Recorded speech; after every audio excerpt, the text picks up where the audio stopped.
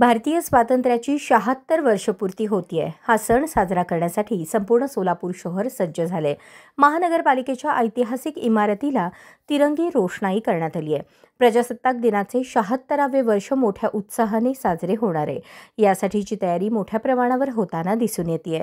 सोलापूर महानगरपालिका आणि सोलापूर जिल्हाधिकारी कार्यालय यांना तिरंग्याची विद्युत रोषणाई केल्याने सर्व परिसरात तिरंग्याच्या रोषणाईने उजळून येत आहे।